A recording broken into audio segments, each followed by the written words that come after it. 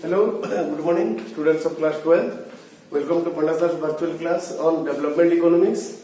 And today we are going to continue our discussion on the topic infrastructure.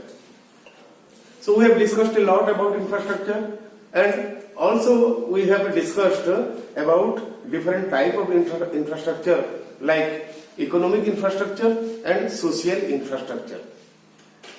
And also we have already discussed why infrastructural development is very important for an economy to achieve its the desired level of development and growth.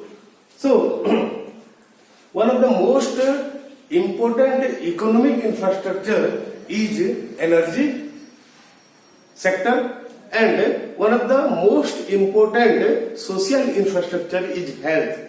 So we are going to discuss in two different videos. In this video, we are going to discuss about one of the most important economic infrastructure, that is energy. Why we need energy? Energy gives us power to do work. And to undertake any production activity, we need the help of energy. Energy is essential for to move a vehicle. We need some fuel. To run motors, we need electricity, and fuel, electricity, all these are different types of energy. So we will make a more detailed discussion on energy sector and presently the trend of Indian energy consumption. The trend of energy consumption in India will be part of our discussion. So coming to it, again we can distinguish, we can bisect the types of energy into two different types, like conventional sources of energy and non-conventional sources of energy. Conventional sources of energy means from time immemorial, what way we are using to get energy, right? Like in ancient time, the early man, he started using fire, burning firewood and getting heat energy. So, conventional sources, some of the characteristics of conventional sources are, conventional sources can also be divided into two groups, that is commercial and non-commercial. And some of the characteristics of commercially used energy sources are, they are usually non-renewable. The commercial sources of energy are usually non-renewable, like burning firewood, like burning charcoal to get heat energy, like burning of LPG or fuel, petroleum product. So in this process, what we burn to get energy gets abolished, and we cannot reuse it once again. That's why they are non-renewable. On the other hand, non-commercial sources are usually renewable sources. Then, not environment friendly. When we burn charcoal or wood, firewood or petroleum or fuel like diesel, petrol, then obviously they produce a lot of carbon dioxide, which is never environment friendly. It damages the quality of environment.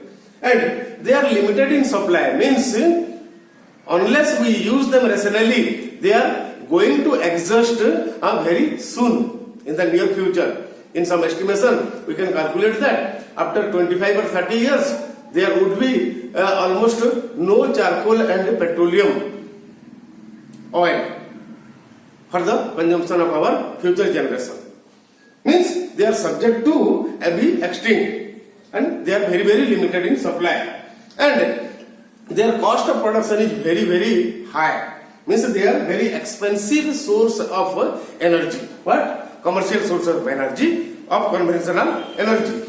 On the other hand, so some of the conventional energy are coal, petroleum, natural gas, electricity, thermal power and nuclear power.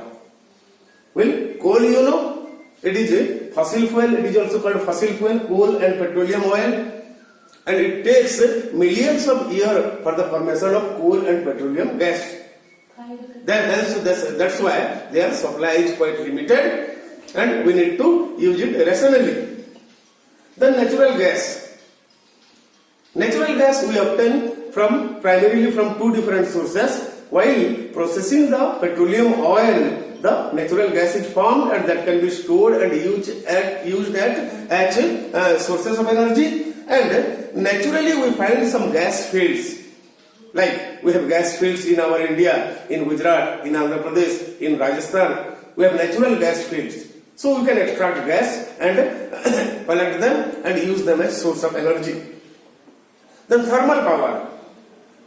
Thermal power, it is thermal electricity that we have plenty of supply of coal, hence we can burn coal to heat water, and from that we can create pressure in the form of gas, and that gas can be used as to move a turbine and electricity can be produced. We find many thermal power projects in India, in Australia, but there are plenty of coal is there. Then coming to nuclear power, it is nothing but a fusion reaction. Some highly radioactive elements like uranium, plutonium, they are refined to the finest degree, and when their atoms are broken in a very confined area, then they produce enormous heat energy, and that heat energy can be used to heat water and form gas or pressure that can be used to move a turbine, and in that way we can produce nuclear power stations. In Trombay we have nuclear power station where by diffusing, whereby taking or making the fusion reaction. Fusion reaction means when the atom is broken into their subparticle, then enormous energy is released. So these all are some conventional sources of energy. On the other hand, we have got some non-conventional sources of energy, and the main plus points of non-conventional sources of energy are usually they are non-existable. They can be used. They are never exhausted. Their supply is unlimited. Like the power we get from sun, like the power we get from tide, like the power we get from falling water, that is hydroelectricity. So solar energy, heat energy that we receive from sun, can be used to create energy, and it can be used in photovoltaic cells.